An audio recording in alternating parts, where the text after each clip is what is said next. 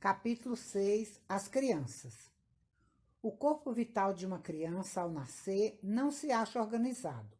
Daí até aproximadamente a idade de 7 anos, quando o corpo vital individual nasce, ela se abastece do corpo vital macrocósmico. No período logo após o nascimento, os diferentes veículos se interpenetram entre si, como em exemplo anterior, a areia penetra na esponja e a água penetra tanto a areia quanto a esponja. Mas, embora eles estejam todos presentes, como na vida adulta, acham-se meramente presentes. Nenhuma de suas faculdades positivas acha-se presente. O corpo vital não pode usar as forças que operam pelo polo positivo dos éteres.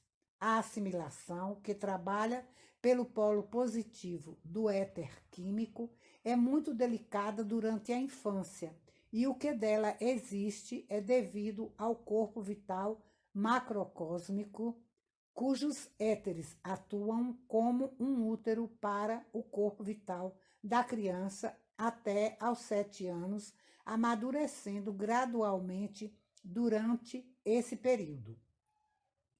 A faculdade de propagação, que funciona pelo polo positivo do éter de vida, também está latente.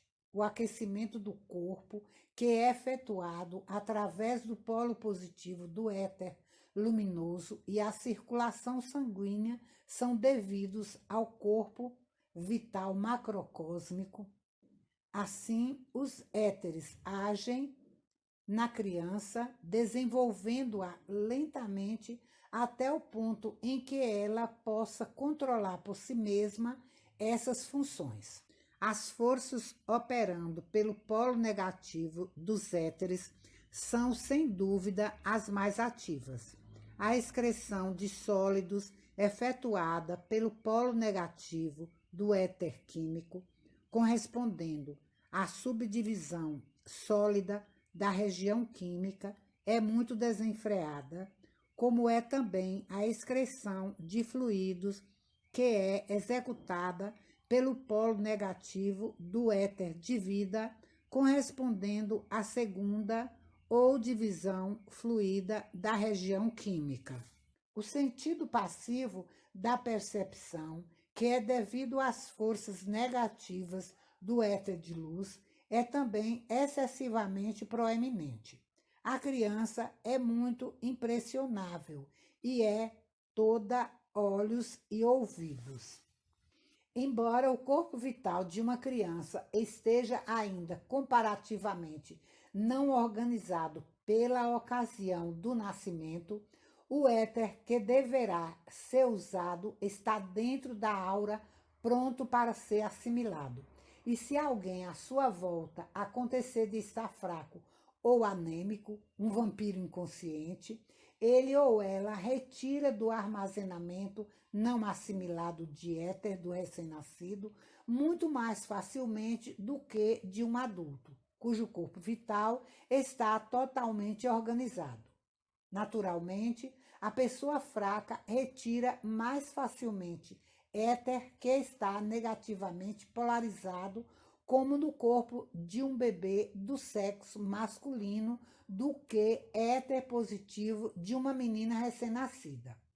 Massagem do baço e estímulo dos nervos esplênicos, cuidadosa e conservadoramente praticada, irá ajudar a contraparte etérea deste órgão em suas atividades de especialização da energia solar, da qual os processos vitais são tão dependentes quanto os pulmões são de ar.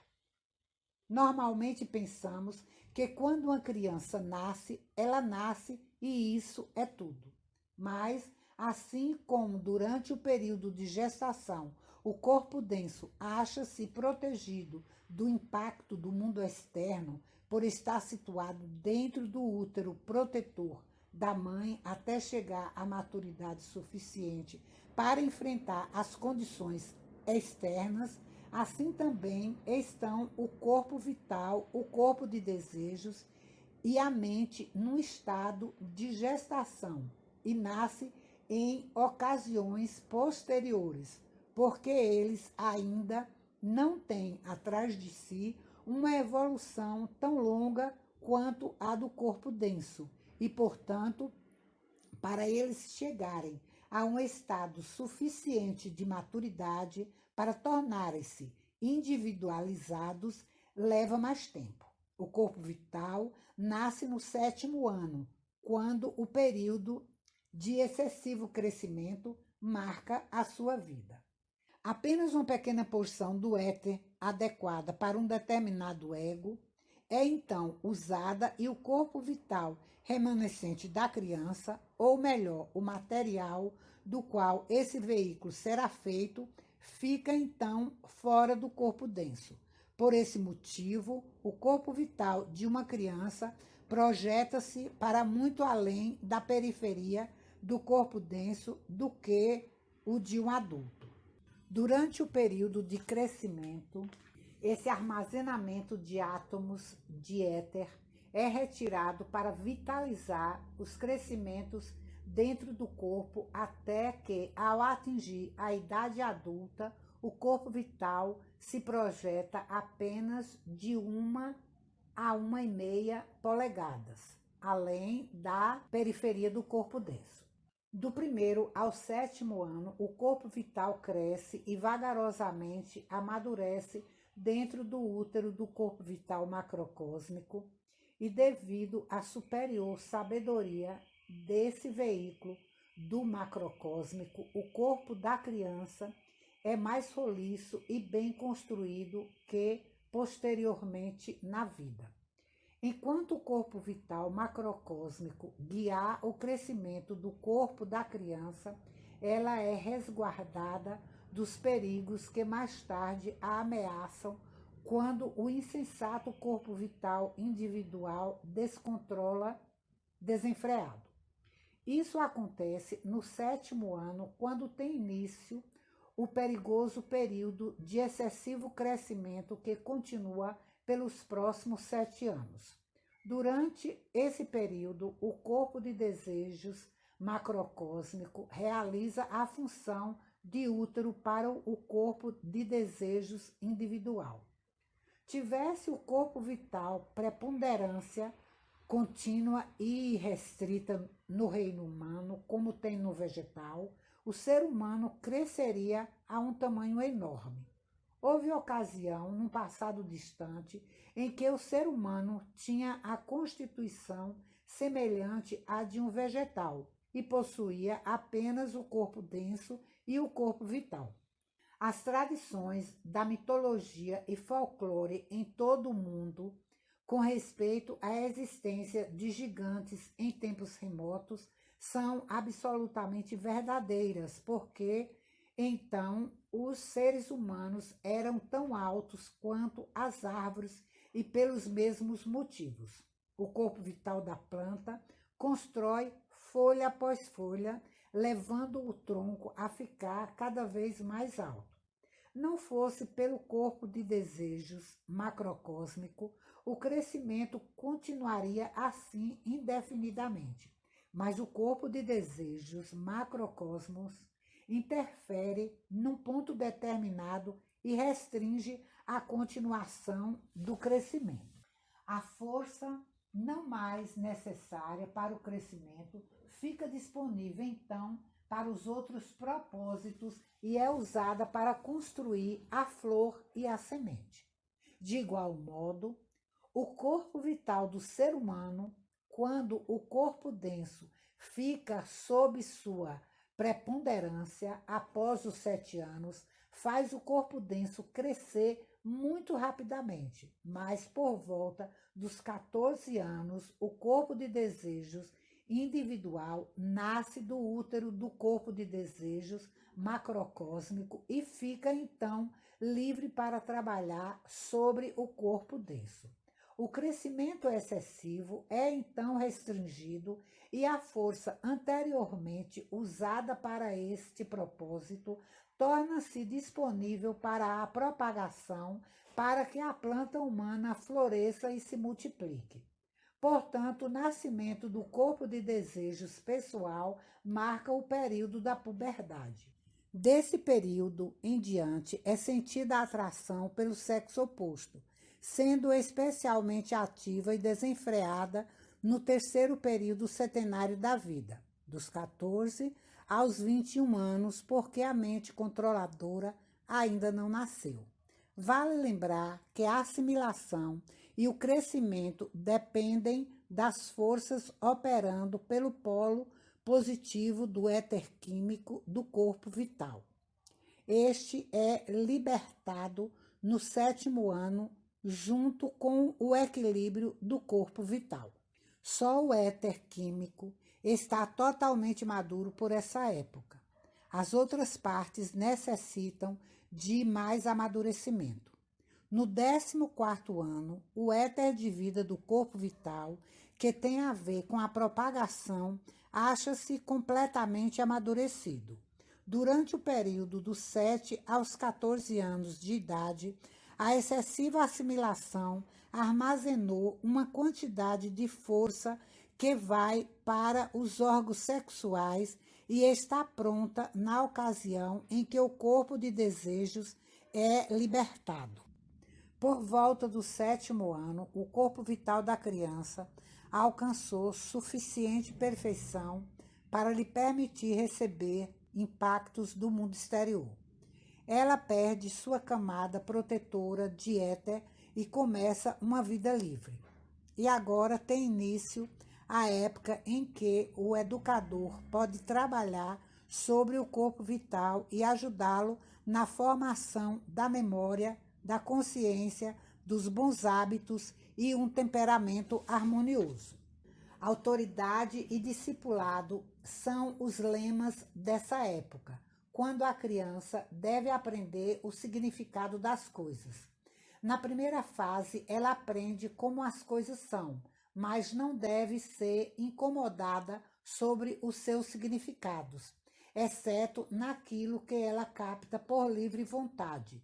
Mas na segunda fase, dos 7 aos 14 anos, é essencial que a criança aprenda o significado das coisas, mas deverá aprender a apanhá-las sob a autoridade dos pais e professores, memorizando as explicações em vez de raciocinando por elas mesmas, pois raciocínio pertence a um desenvolvimento posterior e, pois, deve fazê-lo de livre vontade, com proveito.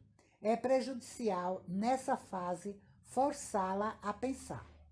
Não se deve imaginar, entretanto, que quando o pequeno corpo de uma criança nasceu, está completo o processo do nascimento. O denso corpo denso tem a evolução mais longa e, como um sapateiro que trabalhou no seu ofício por muitos anos, é mais especializado que um aprendiz e pode fazer melhores sapatos e mais rápido, assim também o espírito que construiu muitos corpos físicos os produz com mais rapidez, mas o corpo vital é uma aquisição mais tardia do ser humano. Portanto, não estamos tão especializados na construção deste veículo. Consequentemente, demora mais construí-lo a partir de materiais não consumidos na confecção do revestimento do arquétipo, e assim o corpo vital não nasce antes do 7º ano. Quando o corpo vital nasce, na idade de 7 anos, um período de crescimento tem início e um novo lema, ou uma relação preferencial, é estabelecida entre os pais e a criança. Isso tem que ser expresso em 2 palavras: autoridade e discipulado.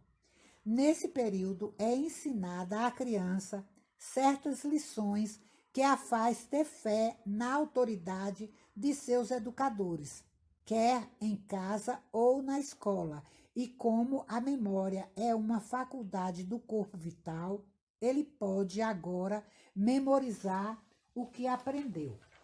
É, portanto, eminentemente suscetível ao aprendizado, particularmente porque ela é sem preconceito às opiniões preconcebidas que são um obstáculo para que muitos de nós aceitemos novos pontos de vista.